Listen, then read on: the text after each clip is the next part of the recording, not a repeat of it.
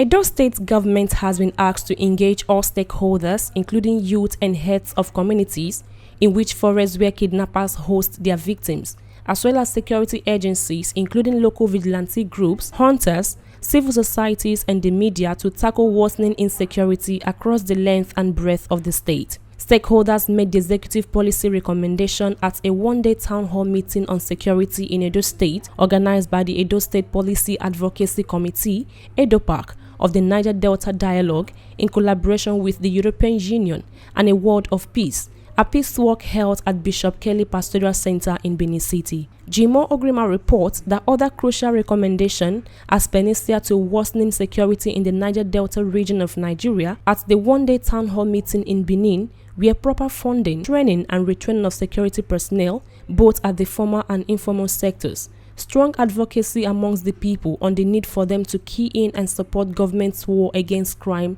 as well as structural, functional and positive engagement of the media as a strategic partner in the campaign to halt onslaught by criminals on the people by bandits.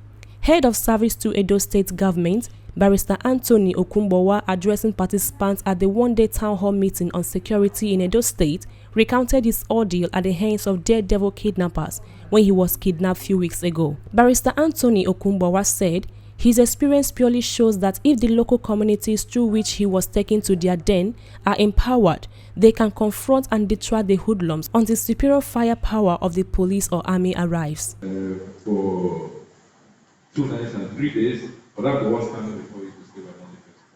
It's not because I'm a government official, it is because I know what we can do to help ourselves. I also know what government does in the area of securing lives and property. Even before I kidnap and after, I know how much effort, how much funds have been committed into that effort.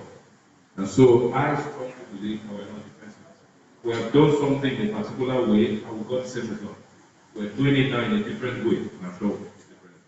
What has been lacking over time community participation in these development efforts. And one of the things we have also done, and I told people, so one of the downsides of our development over time has been the absence of maintenance. Government is doing a lot, because right now, with the buildings that we have, and of course many are going to spring up in different parts of the state. In his opening remarks, Chairman Edo State Policy Advocacy Committee EDOPAC of the Niger Delta Dialogue, Barrister Austin Osakwe, said the one-day town hall meeting on security in Edo State was to evolve research and advocacy tools to engender a process of assisting the polity to tackle security challenges across the state. Policy Advocacy Committee of Edo State, the Niger Delta Dialogue, with support from the European Union, has put this event together to build a participatory coalition of all stakeholders, security agents, youth groups, women groups, community groups, government at the legislature and the executive level, so that we can brainstorm and seek solutions to the problem of insecurity in Edo State, particularly on the Niger Delta generally. Today we have been able to gather recommendations, beautiful suggestions from all stakeholders. We have packaged this and we will in turn dispatch this to appropriate quarters, particularly government at the legislature and at the executive, so that inputs from all of these stakeholders in a participatory manner will become part of the effort and building a new security architecture.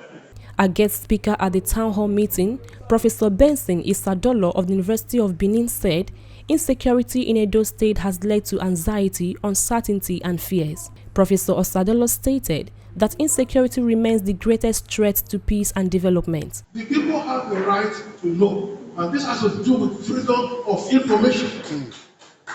In which case, let us also begin to educate our security agencies. I'll tell you something, because I've been in security studies for a long time now. The Nigerian Security Agency has been designed not for the protection of the citizen, but for the protection of those in government. And so you see a security agency, they are concerned, they are worried, their problem, their attitude, all they think about is to defend those in government, not the ordinary citizen. And it's wrong. Whereas In other democracies, the first duty of the security personnel is to defend the citizen. He said the consequences include the exodus of investors and collapse in wealth creation, gainful employment, as well as overall empowerment of the constituents.